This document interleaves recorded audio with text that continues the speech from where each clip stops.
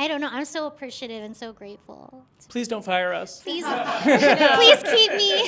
See, they're also amazing to work with, so no, that'll never happen. Phew.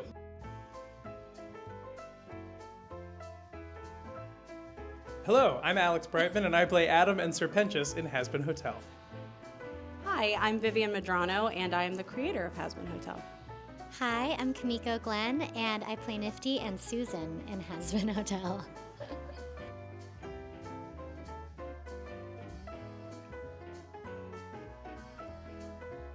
Oh, it's been amazing. Like I mean, I obviously like saw a fandom grow slowly when making like the original pilot, but it, you know, once it released, it exploded. And so seeing that happen again, because it basically happened again, but even bigger. And so it's been incredible. The cosplays are amazing. The fans are just so creative. There's fan songs. There's so much. So yeah, it's the best feeling ever.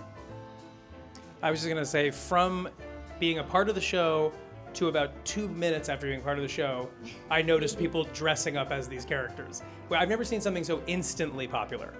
And I mean that. I've never seen or witnessed anything so instantly popular, and I'm very grateful to be a part of it, but the fan base has been ridiculous. The response has been incredible.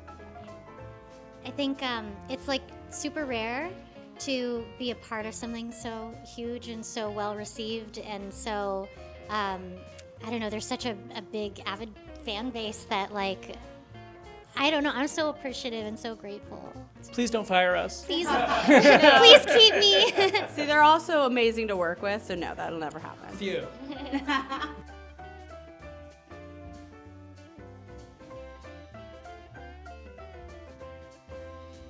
I wish the music team was here. Yeah, I know. But from the perspective of someone who's learned and sang the music, every time I've come in, the track's been there with, and I've gotten, thankfully, because we have incredible composers, but also they're generous with their material, the demos with their voices on them and how they expect it to be done with collaboration. But it's mainly all there. It's like we're kind of the last piece before any sort of huge orchestrations that happened afterwards. But we're the last piece of the puzzle, so we get to hear everything. So we get to be fans first, obviously, of the music. Can I say something about season 2? Yeah. Okay. Can I say something about Ham? Well, I'm during the pandemic, it was very much like I was just in my home studio, crouched, singing my one singing line for the show, and then a bunch of choral stuff. But I was really excited to go in for season 2 because my song is 200 beats per minute, really insane. And Andrew's singing on it is hilarious. Yeah. Like, honestly, he did it better than me. I don't know how he learned the song. It's so insane. It's a very athletic song. So I was very grateful to not be like crouched over. I was like, full bodied, like doing it. Yeah, but I think like a lot of times with the music and the dialogue, it's kind of like interspersed. It's kind of just dependent on like the engineer and the I don't know, the Well, music. there's certainly a way that they record the songs a little differently with the dialogue, so we do have to try to change over. Yeah, it is like for us, it's like me and Richard usually take a step back, and I just kind of chime in like here and there when it's like need be. It's like, because usually they kind of take over, so it is like technically a different session almost, but it's in the same day. Like, But the reason it sounds so good and seamless is because the trust is there. I think like that's why Viv and Richard step back when it's time for Sam and Andrew to take on board the music and vice versa. So it does feel like one person wrote the entire thing. That's why it's incredible, I think.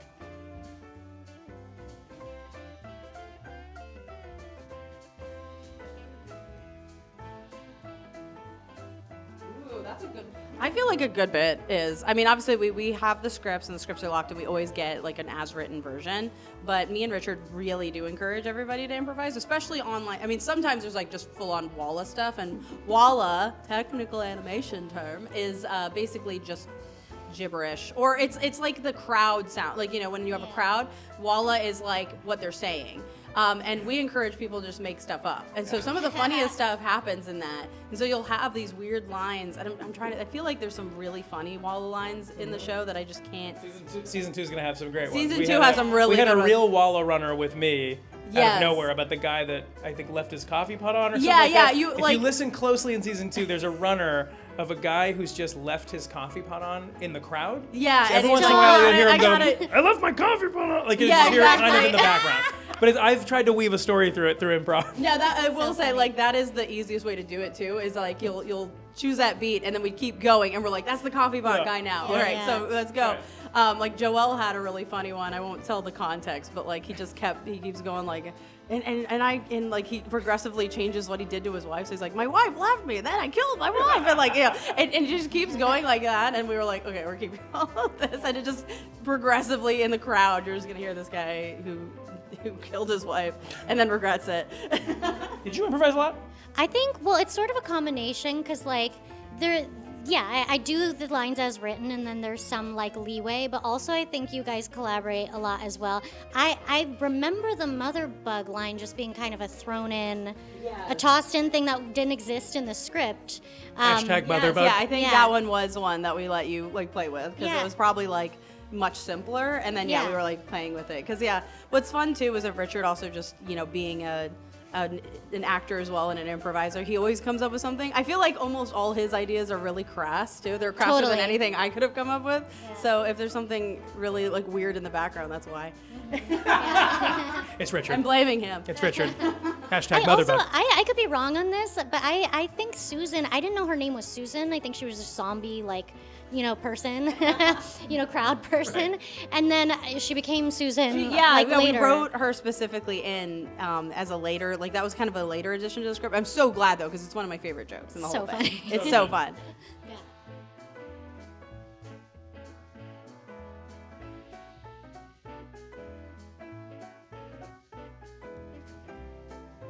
Sir Pentious. Go ahead. Go on.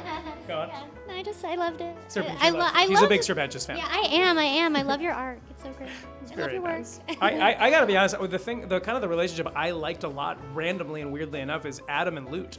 Mm-hmm. I didn't think that was going to be so much of a partnership as it ended up being. I thought it was going to be much more like sort of like more master servant kind of thing, but they're really kind of like birds of a feather. And it was cool to watch like that, and especially if you've seen the season 1 finale, like she gets super emotional when he dies. Spoiler alert. Yeah. Or does he? He does. He is dead. Whether or not we see him again, though, who knows? Who's to say? I don't know. That's Who's like to say? Who's to say? But what I really liked is that even in that type small relationship, there was some love there, which I did not expect. So I really enjoyed that.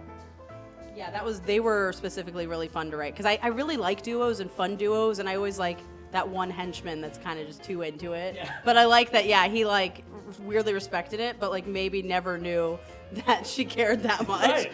Which is really fun. He's too selfish. He cares about himself only. Yeah.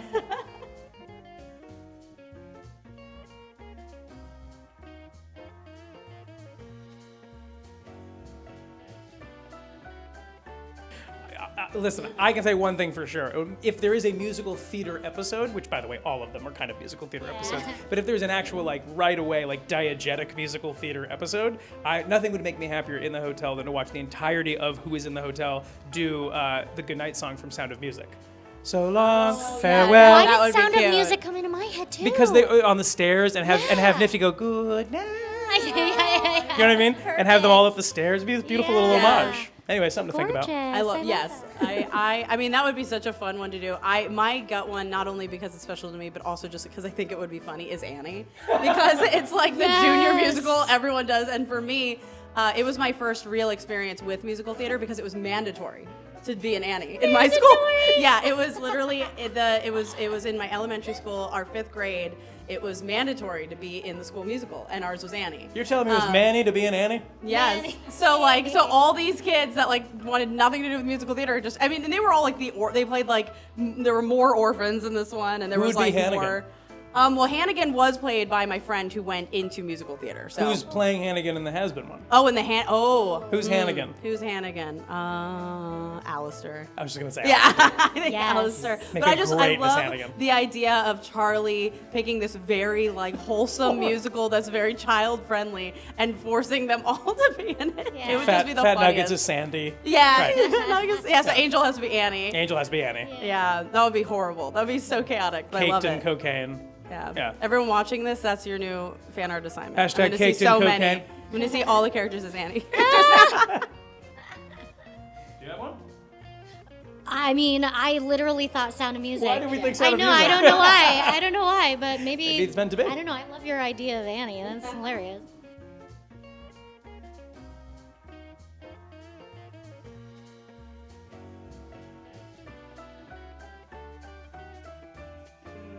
Yeah.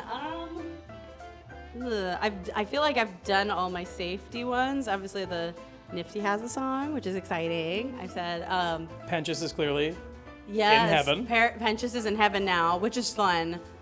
I don't know. Are they gonna kill me if I choose another song that's in the season? Would they kill me? They're not here. Is this live?